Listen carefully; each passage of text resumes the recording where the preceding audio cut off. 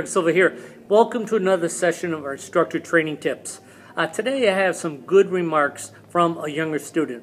And this is from Doug Bertrand's son, Mason. Mason's 12 years old again, and he's been around the martial arts school all his life. He's been to some of our instructor colleges, and he just took some notes watching some classes at his school. Mr. Bertrand passed them along to me because they were really good observations.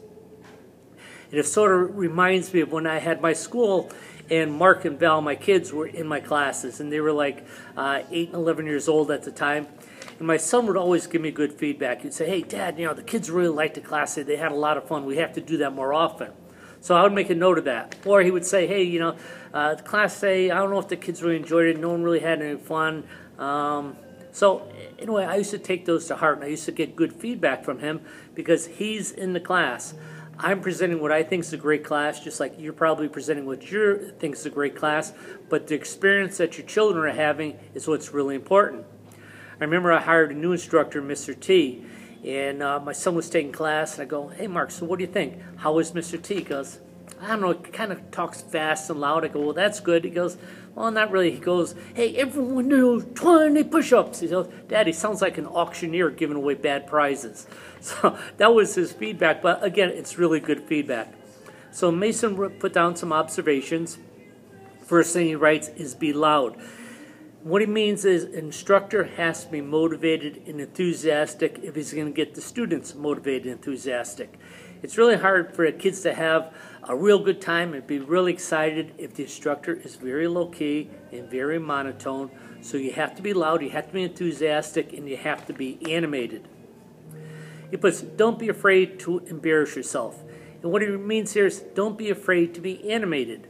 So if you're doing something, hey, use your hands and use your body gestures. So he says don't embarrass yourself, but what he's really talking about is you got to have fun when you're out there teaching. And you have to be animated. People have to be looking at you and go, "Wow, this guy is so cool. He's having so much fun."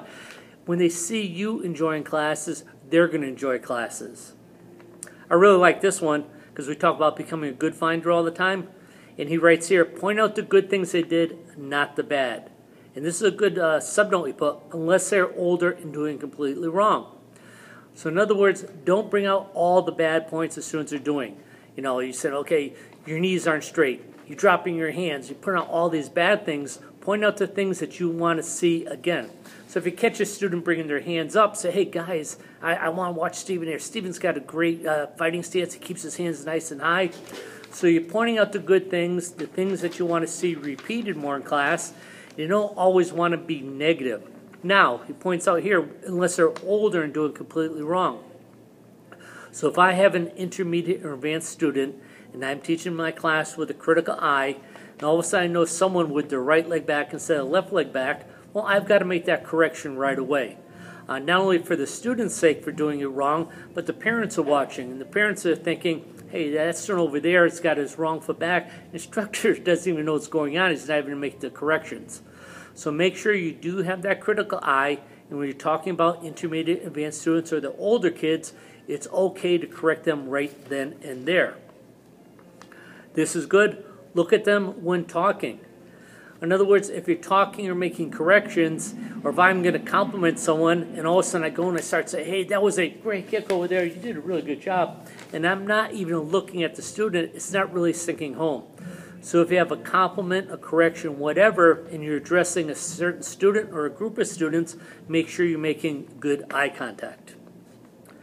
Be creative with your encouragements.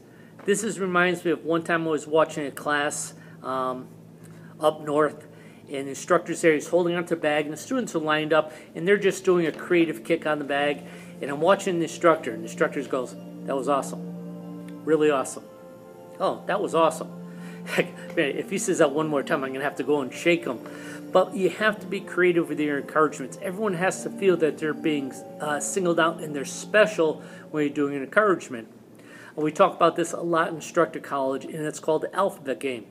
So if you're doing some type of encouragement or some type of praising word, kind of think about going through the alphabet. It's like A would be awesome, B would be beautiful, C would be cool, D would be dynamite, E would be excellent, F would be fantastic, G would be great. So for every letter of the alphabet, you've got some type of praising word. And so now you're not always being the same. Not everything is awesome, not everything is great, but you're being creative with your encouragements. Now, after you use that praising word and you're going through the alphabet game, you can either be very enthusiastic or you can be very sincere, and you want to vary that too. So you don't want to just be throwing out different praises and it's always the same, because then it becomes less effective, because it becomes less special to the students.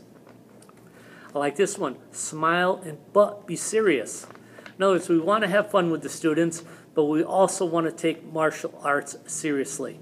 I say this, we have to have fun in the class, but we don't want to be funny. What I mean by that, all my kids are enjoying class. This is what can be throwing people off and you're being funny. So all of a sudden you're showing them the kick and you want them to keep their hands up. So what you should be doing is explaining how to do a front kick, guys. It's really important to keep your hands up. You don't want to move your hands in case someone throws a punch or goes to hit you. You want to be protecting yourself. That's a good, fun way to teach. Being fun would be, hey guys, when you kick, I don't want you wobbling or holding your hands all over. You start acting like that, you know what's going to happen. Half the kids are going to start doing that right away because they want to be funnier than you. So you want to enjoy class, you want it to be fun, but you don't want to start acting funny or telling too many jokes, because that's going to overrule the class, and then all of a sudden you can be losing control of your class. Good, know their names. When you have students in class, you should know their names. We've gone over this before. You can only have so many big guys in your class. Hey, big guy, come over here. Make sure you know the student's name. If you're giving them some type of praise, you should use their name at the same time. We can kind of go along with the alphabet. So if it was Greg, it could be great, Greg. If it was Bobby, hey, that was a beautiful kick, Bobby. So now you try to use the letter of the alphabet praising with the first letter of his name. That's really creative, but you have to know the student's name to be able to do that. Here's a really good one. For partner drills, stand next to them, make sure they're doing it right. In other words, when we have partner drills, some instructors take a mental break. So they say, okay, we're going to go back and forth. I want you to throw a back fist to your partner. Your partner is going to block and throw a reverse punch. Go. They start practicing, and all of a sudden you start looking in the mirror, or start looking at your iPad, what you could do next, and you're not really watching the students. When they break off and they're doing partner drills, it's really important that you walk the lines, walk right next to them, be close to them, make the corrections, or even better, kind of butt and say, hey, can I be his partner for a second? And now you're being partner with one of the students, and then all of a sudden say, okay, now I'll work with you. So actually get out there, work, and train with the students as you're walking the lines. And here's the last one, real important. Don't talk to another instructor unless it's important. So in other words, I have my instructors and I have an assistant instructor. I'm on the floor, we break up into partners, and hey, what'd you do this weekend? Hey, I went to the movies. No, what'd you see? You know, that's not the time to talk about movies or something like that. That's the time to give all your attention to the students. It's all about them, it's not about you. Now, if it's something important and something happened in class and you had to talk to another instructor about what's going on in the class, I can see that. But just to talk is, not in the rule book. In fact, I really like to have the rules. Once my instructors hit the floor, there's no even going in the office to talk. So they're on the floor all the time. And again, it's all about the students' experience. It's all about the parents and serving our clients really, really well. But it's not time to catch up with other instructors in class on what you did recently or what's the newest, hottest, gadget. So those are some good points. And again, these are made by a 12-year-old assistant instructor and student. And it's really important to understand things from a student's point of view. Hope this helps. Good notes. And Mason, thanks very much for sharing.